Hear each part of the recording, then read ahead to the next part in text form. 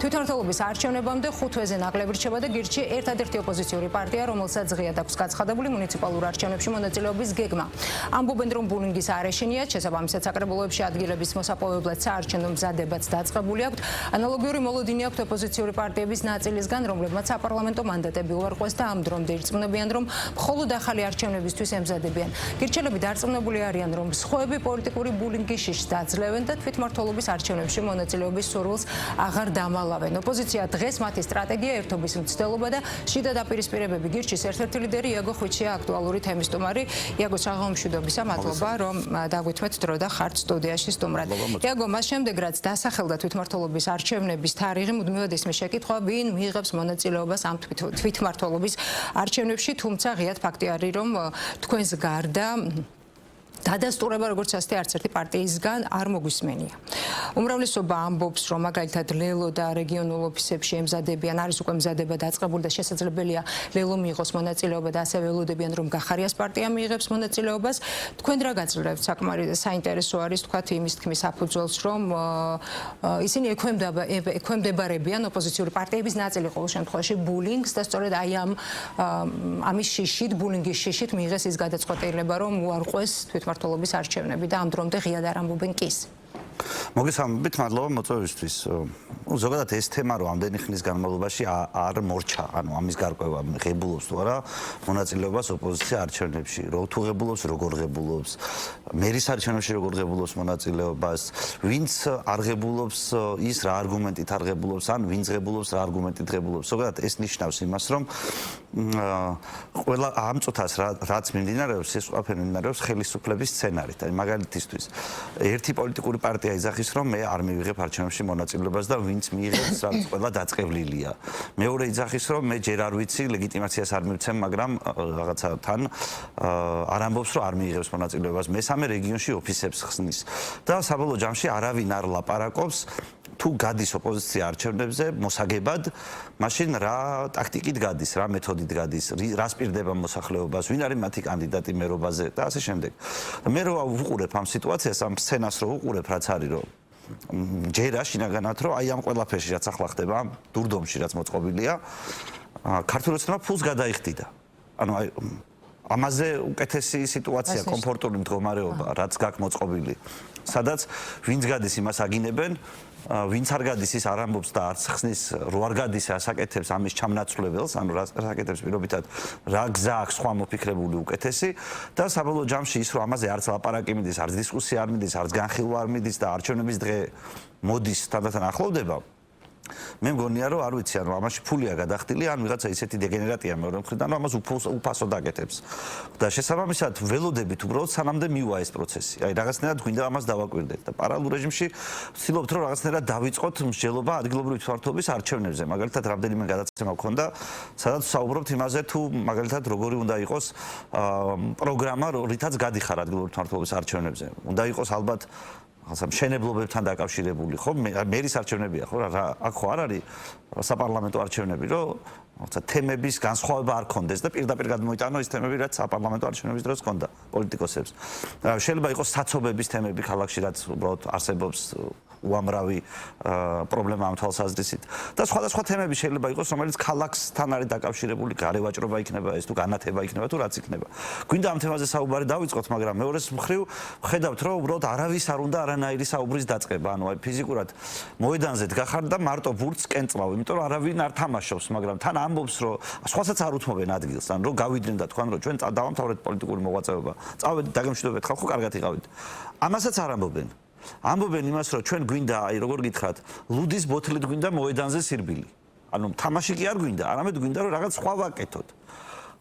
რომელიც არ ვიცი, ახლა ყველაფერი შეიძლება სისულელით აიხსნას, მაგრამ მე არ მჯერა რომ ეს მარტო სისულელით ახსნადი ამბავია, მე ვფიქრობ, რომ ეს არის შეთანხმებული თამაში, ზოგადად ხელისუფლების და მათ მიერ მოსყიდული ოპოზიციის, რომ გადააბარონ და აჩუქონ თბილისის მერის არჩევნები, ეს არის ყველაზე მთავარი ამ შემთხვევაში, თბილისის მერის და კიდე ალბათ დიდი ქალაქების არჩევნები ხელისუფლებას და უბრალოდ ეს გამოვა თუ არ გამოვა დამოკიდებულია იმაზე, რამეს მიხვდება თუ არა ქართველი ხალხი, რომელსაც უკვე რამდენი წელია ერთნაირად ატყუებენ. ანუ სტილსაც კი არავინ არ ცვლის ხალხის მოსატყუებლად, იმდენად გაუშინაურდნენ. მოლოდინი იაგო იმის, რომ შესაძლებელია თვითმმართველობის არჩევნებიდან თუნდაც რამდენიმე თვით ადრე გადაიფიქროს ოპოზიციის გარკვეულმა ნაწილმა და მიიღოს მონაწილეობა ამ არჩევნებში, ასეთი არსებობს ფაქტია, იგივე თუნდაც ლელოსთან და გახარიას პარტიასთან მიმართებაში.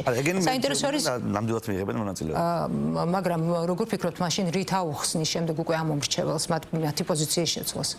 Ну, რა ვიცი, ქვეყნის გადარჩენის მითი, ასე ვთხოვენ ჩვენი დასავლელი პარტნიორები, რაღაცა ჩვენ გვინდა რომ რაღაცა არ ჩამოვიქცეთ ფინანსურად იქნება ეს თუ რეგიონულ დონეზე, გავძლიერდეთ და ჩვეულებრივად უბრალოდ არ ვიცი როგორ უნდა წაიღონ ის სიტყვები, რაც უბრალოდ ნათქვამი აქვს წინასწარ. არა მხოლოდ მათ, არამედ მათ ტელევიზიებს. და მე მახსოვს რომ ლელოვიზიის ერთ-ერთი ხელმძღვანელი და რუპორი ქაბატონი გაგრიგოლია ღიად გამოდიოდა და ლანძღავდა იმ ხალხს, ვინც მიიღებდა მონაწილეობას ადგილობრივ მმართველობის არჩევნებში და როგორ უნდა აიხსნას რომ ლელო მიიღებს ახლა არჩევნებში მონაწილეობას, აქედან უკან დახევა როგორ უნდა მოხდეს. მე არ მესმის სიმართლე გითხრათ მართლა, ეს ყველაფერი აზიანებს საბოლოო ჯამში ოპოზიციას და მე ვფიქრობ რომ ხელისუფლების ინტერესია ის რომ ოპოზიცია დაზიანებული გავიდეს არჩევნებზე. სწორედ ამიტომ არის ეს რომ ერთმანეთის ლანძღვაგინების პროცედურა უნდა ჩატარდეს. იქ ვიღაცამ ოპოზიციის ნახევარმა უნდა მიიღოს მონაწილეობა, მაგალითად ნაცებმა და ნეონაცებმა და შესაბამისად ქართულ ოცნებას უკვე აღარ ექმნება პრობლემა იმისი რომ არჩევნები მოიგოს, იმიტომ ნახევარი ოპოზიცია უბრალოდ არ ღებულობს მონაწილეობას და მეორე ნახევარი ლანძღავს იმას, ვინც არ მონაწილეობს ან ერთმანეთს ლანძღავს. ხო და მე ვფიქრობ რომ აქედან გამოსავალი მართლა შეიძლება გამოსავალი ერთადერთი იყოს, ჩემი კოლეგები რო აზზე მოვლენ, მე მაგის იმედი ნაკლებად მაქვს, იმიტომ რომ მათი აზრზე მოსვლა გადაზღეულია ჩემი აზრით ფულით, მაგრამ იქნება ხალხი მოვიდეს აზრზე და უბრალოდ ეს კლოუნადა რაც ხდება ქართულ პოლიტიკურ სპექტრში, იქნება ყურადღებით დააკვირდეს. იაგო, ფაქტია რომ როდესაც ოპოზიციის შესასრულებელ ამოცანებზე არის საუბარი, ამ ამოცანების შესრულება ვერ შეძლო, ოპოზიციამ რა როლი აქვს ამ პროცესებში, როგორ ფიქრობთ სალომე ზურაბიშვილს?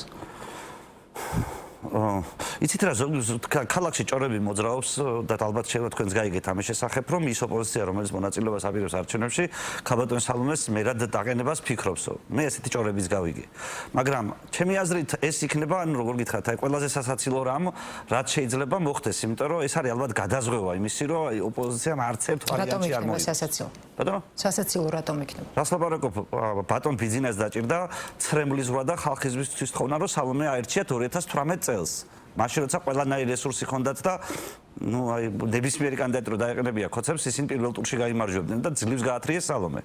და ახლა უბრალოდ თავის დროზე ქოცების მიერ ოპოზიციისგან გადმოგდებული კანდიდატი ნულოვანი რეპუტაციით რომელიც სულ აზიანებს ოპოზიციას თავის ქმედებებით ყველანაირად, ის თუ იქნება კანდიდატი, საერთოდ წამოწვევიან ტახტზე ქოცები და ისე დააკვირდებიან არჩევნები როგორ ჩაივლის. და ნაცვლად იმისა, რომ მართლა ამ სისულელეზე ვფიქრობდეთ ახლა. სინამდვილეში გასაკეთებელია ის, რომ ვიჯდეთ და ქალაქის მოსახლეობას რაც აწუხებს, იმ თემებზე ვლაპარაკობდეთ. რაც უნდა რთული იყოს ეს.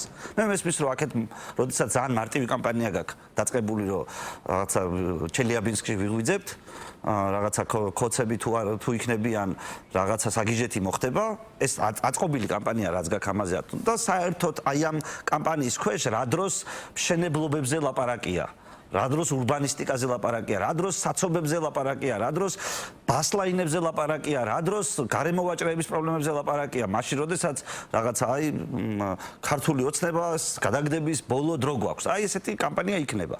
ასეთი კამპანია სულ ხელისუფლებას აწყობს და ყოველთვის ხელისუფლების მომხრეების ორგანიზებას ახდენს არჩევნებზე. მე სწორედ ამიტომ ვაკრიტიკებ ოპოზიციას, იმიტომ რომ ხელისუფლებას ეს აწყობს. მე რომ გავაკრიტიკო ხელისუფლება და ვთქვა რომ ამას რატო აკეთებენ მეთქი, ადგება რომ რაღაც წარმოვიდგინე და მაწყობსო იტყვის და ამიტომ ვაკეთებო. მაგრამ მე ხო ვხედავ რომ ეს ოპოზიციას არ აწყობს. ოპოზიციას არ აწყობს იგივე არჩევნების იგივე ტონუსში ჩატარება. ჩვენ თუ გახსოვთ თქვენ ერთი პერიოდი ნაცები რო იყვნენ, უცხოელი ჩევლების რჩევას რო ყურს უგდებდნენ და ფაფუკინაცები რო იყვნენ, რომელიც გამოდიოდნენ და რაღაცა პენსიებზე ლაპარაკობდნენ, რაღაცა ხელფასებზე ლაპარაკობდნენ, არ აგინებდნენ ბიზნესს, არ იძახდნენ რუსები, რაღაცა ესა ისა. აი დამშვიდდა პოლიტიკური ტემპერატურა და ოცნება მიხვდა იმას, რომ ასე თუ გაგრძელდა, მათ მთავარი კოზირი ვინ იყვნენ ეს ფაფუკინაციები? ვინც პარლამენტში იყვნენ, წინამოწმების პარლამენტში რაღაც ერთწლიანი პერიოდი იყო ასეთი, როდესაც ნაცები მიშას ნაცვლად ყურს უგდებდნენ ვიღაც კვალიფიციური ექსპერტებს, რომლებიც ალბათ მიხვდნენ სავარაუდოდ იმას, რომ ამ დაპირისპირებით ნაცები არაფერს არ იგებენ და პირიქით ხოცები იგებს. რაღაცა გაზზე დააწევინეს ცოტა და ხვდებოდით რომ უცბად ხოცებმა არ იცოდნენ რა უნდა ეკეთებინათ, რა უნდა დაეპირისპირებინათ ამაზე. ყველა იყო ფაფუკი. გასტუკებით იჯდნენ და რამეს რო ილანძღებოდნენ ხოცები იღიმოდნენ. უცბად კრიზისი ჩამოწვა. ანუ ჩვენ ხედავდით ყველანი ამას, რომ ქართულ ოცნებას არ ქონდა კონტრარგუმენტი, არ ქონდა პასუხი ამაზე. როდესაც მეორე მხარე არ აგინებდა, მეორე მხარე არ ილანძღებოდა, მეორე მხარე თემაზე ლაპარაკება ცუდად. შეიძლება არაკვალიფიცირებული. არჩევნებს რაც შეეხება, მაგრამ არჩევნებს სწორედ ეს არის არჩევნებისთვის გასაკეთებელი, რომ გამოსასვლელია ამ მუხტიდან, რომ რაღაცა რუსები, ისა რა ქვია, მოღალატეები აქედან გამოსასვლელია და დასაწყებია საუბარი მართლა იმაზე, რა პრობლემები გააჩნია ქალაქს. და ქალაქს უამრავი პრობლემები გააჩნია. ჩვენ დავიწყეთ ამასთან დაკავშირებით საუბარი, მაგრამ ჩვენი საუბარი ამას მარტო არ ეყოფა. ჩვენი მეინსტრიმ ოპოზიციური მედია, რომელიც ლანძღვაგინებით არის დაკავებული ოპონენტების, უნდა დაივიწყოს ლანძღვაგინება და უბრალოდ უნდა გადავიდეს მშვიდი საუბარზე. მხოლოდ ქართული ოცნება უნდა იყოს ამრევი, მხოლოდ ისინი უნდა იყვნენ ლანძღველები, მხოლოდ ისინი უნდა აღვიებდნენ დაპირისპირებას და შუღლს. და ოპოზიციური მედია და ოპოზიციონერები უნდა იყვნენ კეთილი ადამიანები, რომლებიც ამ ლანძღვაში არ ყვებიან მოწინააღმდეგეს. მაგრამ მაგიტო ვიძახი, რომ ეს ყველაფერი წინასწარ შეკვეთილი და დადგმულია, რომ ლანძღვაგინება იყოს და არა შვიდი საუბარი. ბურჭულაძის ინიციატივა, ბატა ბურჭულაძის ინიციატივა, რომელზეც გიორგი ბარამიძემ განაცხადა, რომ ეს არის სრულებით რეალისტური, რომ ჩატარდეს არჩევნები, თვითმმართველობის და ახალი საპარლამენტო არჩევნები სექტემბრისთვის ტელეფონებით. თქვენ როგორ ხედავთ პროცესს? მე გეტყვით, მე ამასთან დაკავშირებით მელაპარაკა თავად პაატა ბურჭულაძე. შესაბამისად მისგან ვიცი ეს ინფორმაცია. როგორც ისინი ამბობენ, თუ მოგროვდა 60% ჩვენი ამომრჩევლების, რომლებიც ტელეფონზე ხელმოწერით დააფიქსირებს, რომ მას ასეთი არჩევნები უნდა და 60% ადამიანების ამას იტყვის, რა თქმა უნდა, მაშინ ხელისუფლება უკვე წასულა ჩათვალეთ, იმიტომ რომ თუ იდენტიფიცირებულად ადამიანთა 60% ამას ამბობს, ცხადია, რომ არჩევნები უნდა დანიშნო კი არა, უნდა წახვიდეს საერთოდ. უბრალოდ მე სკეპტიკური ვარ იმაში, რომ ამ პროცესში მონაწილეობას მიიღებს საზოგადოების 5%-ზე მეტი. ტექნიკურად როგორ წარმოგიდგენიათ, იაგო, როდესაც 60%-ზე მეძე არის საუბარი, ვინ უნდა დათვალოს იდენტიფიცირება, ვინ უნდა მოახდინოს? მე მგონი იდენტიფიცირება მარტივი ამბავია, დასათვლელი იყოს რამე. მე პრობლემა იმაში მაქვს, რომ დასათვლელი არ იქნება. ანუ როდესაც ჩვენ მილიონ ხელმოწერას ველოდებით, ანუ როდესაც 60%-ზე არის საუბარი, შესაძლებელია რომ 60%, თქვათ საქართველოს მოსახლეობის 60% რაოდენობრივად თუ გულისხმობთ ამას, ერთი სხვადასხვა ნომრებიდან, თქვათ ერთი და იგივე სუბიექტმა მისცეს ხმა და არეგისტრიროს უამრავი საშუალება არის ეს რამდენად სერიოზული არის ამაზე საუბარი ტექნიკურ ნაწილში. მე ტექნიკური ნაწილი არ ვიცი ამ ყველაფრის. მე უბრალოდ სკეპტიკური ვარ სხვა ამბავში. რომ მე უბრალოდ არ მჯერა, რომ საქართველოს მოქალაქეების 60% რამეზე საერთოდ 60% არის ოპოზიციის მომხრე საქართველოს მოსახლეობის. ხო და არა, მაგას კი არ ვიძახი, მომხრეც რო იყოს. მე უბრალოდ ნაკლებად ჯერა იმისი, რომ საქართველოს მოსახლეობის 60%-მა რამე ერთად გააკეთოს. თორე საქართველოს მოსახლეობის 60%-მა ერთად რო თქვას, რომ ჩვენ ხელისუფლება არ გვინდაო, ნებისმიერი ხელისუფლება გაიქცევა. უბრალოდ ასე არ არის ეს მოწყობილი, ჩემი აზრით. და ამაში ვარ სკეპტიკური, თორე ზოგადად რა კეთილ საქმეში, როცა ვიღაც ამბობს, რომ მე მშვიდობიანად, აი ასეთი ფორმით, მინდა დავანახო ხელისუფლებას, რომ მას არ აქვს ხარდაჭერა, აგერ ხალხი იდენტიფიცირებული, აგერ მათი გამოვლენილი ნება და ქვეყნის მოსახლეობის 60%-მა ღიად ნება თუ გამოავლინა, რომ მე ხოცები არ მინდაო, ამის წინააღმდეგ მე როგორ უნდა ვიყო? მაგრამ მე ამის ნაკლებად მჯერა, რომ ეს გამოვა. უფრო მეცაც გეტყვით, 5-დან 10%-მდე ეს რო გამოვიდეს, ძალიან მაგარი შედეგი იქნება. და ამის უგულობელ ყოფასაც ვერავინ ვერ შეძლებს. უბრალოდ მე სამწუხაროდ არც ამის არ მჯერა. იმიტომ რომ ბევრჯერ ჩატარებულა ამ ქვეყანაში რაღაც ტიპის გამოკითხვები, ბევრჯერ რაღაცა რეგისტრაციები და ასე შემდეგ, მაგრამ მათი რაოდენობა სამწუხაროდ აქამდე არ ადის. და მე არ ვიცი სხვა ადამიანებს რა აძლევთ ასეთი ოპტიმიზმის საფუძველს, მაგრამ თუ გამოვიდათ, ძალიან კარგი, მაგას რაჯობია. ხალხი გამოვა ღიად 60% თუ იტყვის არ გვინდა კოცებიო და ჩვენ გვექნება ეს გადამოწმებული და როგორც საერთაშორისო საზოგადოებისთვის, ისე შიდა საზოგადოების საქმე ამას რაჯობია. მაგრამ არ ვარ მე ესეთი ოპტიმისტი სამწუხაროდ ამ ამბავში. იაგო, მაქვეყნებელთან დაკავშირებით კიდევ ერთი შეკითხვა მაქვს. ის ყველა ეროვნულ თუ რელიგიურ დღესასწაულზე ერთგვარად ცდილობს, რომ ალტერნატიული ღონისძიებების გამართოს. როგორ ფიქრობთ, საზოგადოების ამგვარად დაყოფა რას ემსახურება და ხომ არ ამძაფრებს ერთგვარად პოლარიზაციას, ისედაც აი ამდენად პოლარიზებულ გარემოში? ამ წუთას არ ვიცი რას გულისხმობთ თუ 26 მაისის ამ ღონისძიებას გულისხმობ ამ შემთხვევაში. ხო, ან სასულიერო როდისაა, ამიტომ მე მგონია რომ ეს ყველაფერი როგორ გითხრათ, უკვე სამედიცინო სფეროში გადმოვიდა პრეზიდენტობანას თამაში, მარსშის ჩაბარების თამაში და ძალიან მიყვირს ანუ ფიზიკურად როგორ გითხრათ, რომ ადამიანების რაღაცის მოლოდინი აქვს 26 მაისს. ანუ რა უნდა გააკეთოს ხალბატონო სალომემ იმისთვის, რომ მისი იმედი ამ ხალხს არ კონდეს. ანუ უბრალოდ ფიზიკურად მე ამას ვერ ხვდები, ისევე როგორც რა უნდა გააკეთოს აი ჩვენმა სახელგატეხილმა ოპოზიციონერებმა, მე არ ვძახი ყველაზე ამ შემთხვევაში. რა უნდა გააკეთოს ისეთი, რომ ადამიანებმა ჩათვალონ, რომ მათზე დაიმედებას აზრი არ აქვს და გვერდზე გაიხედონ. ანუ მე უბრალოდ ეს ძალიან მიყვირს, ანუ ქართველი ამომრჩევლის გულუბრყვილობა მე ძალიან მაკვირვებს, იმიტომ რომ როგორ შეიძლება მართლა რასაც ხალბატონი სალომე ბოლო წლების განმავლობაში რაც ოპოზიციაში გადმოაგდეს მის მერე ხალბატონი სალომე აკეთებს არც ერთ მის ნაბიჯს ხეირი ხო ოპოზიციას არ მოუტანია ყველა მისი ნაბიჯი საბოლოო ჯამში მიმართულია არა გაერთიანებისკენ და საერთოდ რაღაც რამე იდეის წარმოშობისკენ ან დამუშავებისკენ არამედ მიმართულია პირიქით რომ ოპოზიცია ისეთ ჩიხში შევიდეს რომ იქიდან გამოსასვლელი არ ჩანდეს და ამ გამოსასვლელი იყოს უფრო გიჟური კიდევ ვიდრე მანამდე რამე ხდებოდა და ახლა ბოლოს უბრალოდ კულმინაცია არის რომ 26 მაისს იმას აღულუმს ჩავიბარებო ну აი არ ვიცით მანამდე ასეთი იყო სასახლიდან არ გამოვა ხალბატონი სალომე მანამდე 31 მარტს თუ აპრილს რაღაცა სიტყვის ხალბატონი სალომე ეს იყო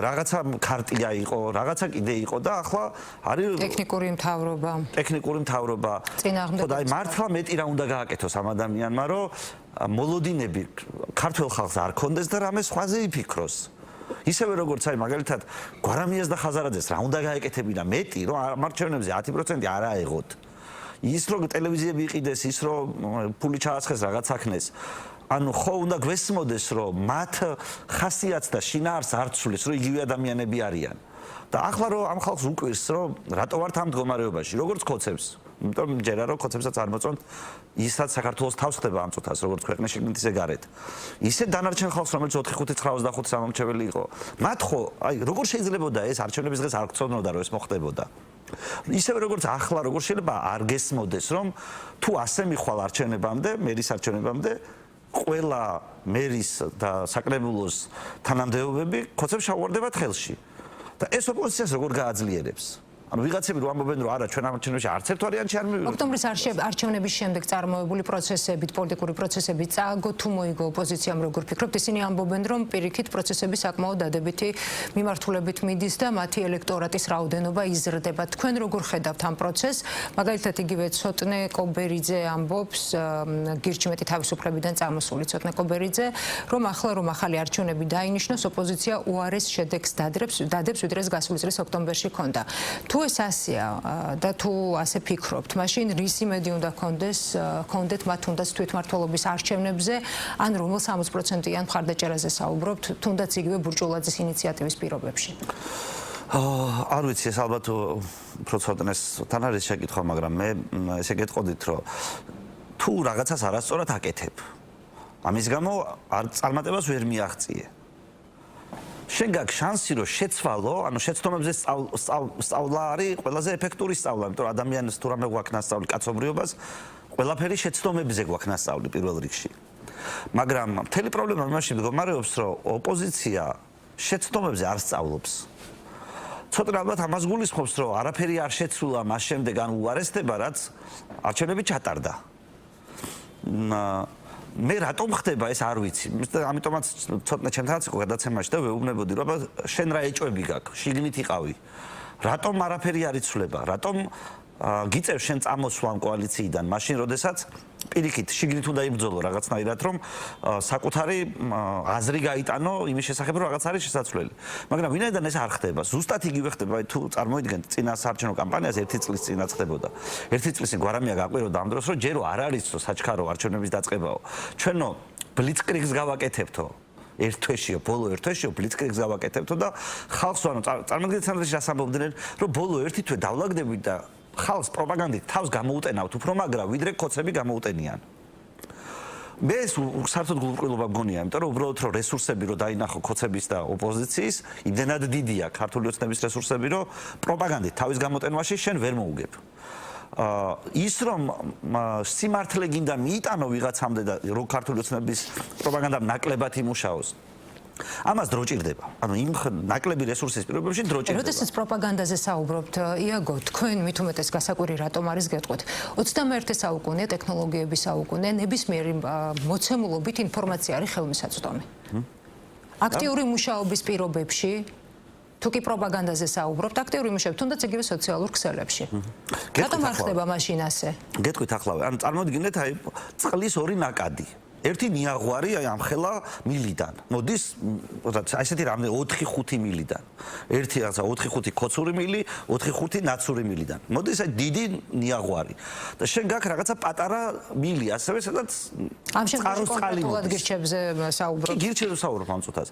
წარმოვიდგინე, რომ შენ გაქვს პატარა ნაკადულის მილი, სადაც კარგი წყალი მოდის სუფთა, არაფერს არ გაუნებს, მაგრამ აქეთ მოდის კანალიზაციის ნიაღვარი. რა გასწავლათ საინტერესო რომ გასწავლოთ გირჩელებს იმ გამოცდილებამ, რაც მიიღეთ საპარლამენტო არჩევნების შემდეგ, რა დროსაც ვერ გადაალახეთ ბარიერი. შემდეგმა პროცესებმა ის გვასწავლა, რომ როდესაც მოდის კანალიზაციის ნიაღვარი სხვადასხვა არხებიდან, შენი ნაკადულით რაღაცნაირად, შენ გიჭირს მასებზე გარღვევა. თუმცა არსებობს ერთი შანსი, რომ ადამიანებმა მას შემდეგ რაც გამოიარეს რაღაცეები, რაღაც გაიარეს, შეცდომა დაუშვეს, არასწორი არჩევანი გააკეთეს, კანალიზაციის წყალს დაეწაფნენ. არსებობს შანსი, რომ არ მოწონებოდათ. მათი ქმედებით იყვნენ უკმაყოფილო და დაიწყონ ძებნა ნაკადულის. იმიტომ რომ შენ თუ რაღაცას ეძებ, მაშინ მას აუცილებლად იპოვი. მაგრამ შენ თუ ვერ არჩევ ამ ნიაღვარში, რაც მოდის, ინფორმაციის და დეზინფორმაციის ნიაღვარში, რაც მოდის, რა არის სწორი და არასწორი, არანაირი მომზადება არ გაქვს ამისთვის. თუნდაც გგონია, რომ არასდროს შეცდომა არ დაგიშვია, ყოველთვის სხვას აბრალებს შეცდომას. მაშინ რასაკვირველია, ჩვენნაირი ადამიანები ისევ წააგებენ, მაგრამ მე ვერ ვხედავ, რომ ჩემი წაგებით ეს ქვეყანა იგებდეს. და იმ ნიაღვარით კანალიზაციის რაც მოდის, რომელიც განეფინება მთელ საინფორმაციო ველს ქვეყნისას, მე ვერ ხვდები, რომ ეს ქვეყანა იგებდეს. ამიტომ ის გვასწავლა, რომ უფრო მეტი გვაქვს სამუშაო. მაგრამ ისიც გვასწავლა, რომ თუ ადამიანებმა საკუთარი შეცდომები არ გააცნობიერეს, არ დაფიქრდნენ, აი ბოლო კლიპი იყო ჩვენი წინას არჩევნო და მარჩევნებზე, რომ დაფიქრდითო, კლიპის მარტო ერთ სიტყვას ვეუბნებოდით, რომ დაფიქრდით, იმიტომ რომ ვიცოდით, აი რო იჩეხებოდნენ, აი რო გარბის ხვარი მიდის მის ხრამისკენ, უნდა გადახტეს ცხვირით. აქეთ ერთი კოცების პროპაგანდა ეძახის, წამოდით, კაი აქეთ ეს სწორი გზა არისო. აქეთ მეორე ოპოზიციური პროპაგანდა ეძახის. ჩვენ პატარა ის გქონდა, პატარა საყვირი გვაქვს. და ვეუბნებით, რომ ხალხო მოტრიალდით აქეთ დაფიქრდით, ნუ გადახტებით, მაგრამ გადახტნენ. და ახლა არ მოწონთ, ანუ რომ დავარდნენ ქვემოთ. ზოგი ტყლაპოში ჩავარდა, ზოგი კიდევ უარესში. და არ მოწონთ და შაგაობენ. ამის პასუხად რომ ეს არ მოწონთ. ნაცვლად იმისა რომ შეცდომა აღიარონ, რომ იცით რა, შეგვეშალა ეს არ იყო სწორი. მოდით ახლა ცოტა დამშვიდდეთ და რამე მოვიფიქროთ ადგილობრივი მმართველობის არჩევნებისთვის. რა უნდა მოვიფიქრო? უნდა მოვიფიქრო ის, რაც ხალხს აწუხებს. უნდა მოვიფიქრო, რაც წეღან საუბრობდი. მშენებლობების თემა უნდა მოვიფიქრო. მილიონი სხვადასხვა ფორმით. უნდა მოიფიქრო საცობების ფორმა. ქალაქს ეს უხდება. იაგო, დრო მოიწურა. უნდა მოიფიქრო სხვადასხვა საკითხები. ერთი შეკითხვა უნდა მოვასწრო კიდევ მეგობარ აქცია უნდა გკითხოთ. ჯო ვილსონობა, ასე დაარქვით იმ ზეიმს, რომელიც ოპოზიციას ჰქონდა მოწყობილი 3 დღის წინ. რას აღნიშნავდა ოპოზიცია, თქვენ როგორ ფიქრობთ და თქვენ რატომ არ შეუერთდით გირჩელები აი ამ ოპოზიციურ ზეიმს? იმიტომ რომ მე საკმაოდ დიდი ვარ ასაკით იმისთვის, რომ აი ბავშვებს რო უხარიათ ყველაფერს რო ზეიმობენ. ეს ხო ერთი მხრივ უნდა გშურდეს, რომ ბავშვებს უფრო ცოტა ჭირდებათ იმისთვის, რომ გაბედნიერდნენ, რაღაც გაუხარდეთ, რაღაცა ბურთს თუ აჩუქებთ, ძალიან ბედნიერები იქნებიან პირობითად, მაგრამ დიდები როცა ვიზრდებით, უკვე ისეთი რამე უნდა გვიხაროდეს, რაც რეალურად სამხიარულოა და რაც რეალურად ცვლის ჩვენ ცხოვრებას რაღაცნაირად. და მე ვერ დავინახე, რომ აი ეს აქტი მიღების შემთხვევაშიც. ანუ წარმოგიდგენთ, მიიღონ დაუშვათ ეს აქტი. კარგად ვერ ხვდები, რა შეცვლის ამ ქვეყანაში.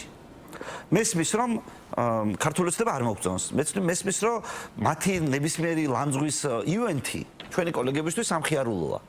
მაგრამ და ასევე შეიძლება ვიღაცისთვის სამხიარულოა ის, რომ 370-მა ამერიკელმა კონგრესმენმა გაიგო, რომ ქოცები კაი ხალხი არ არის.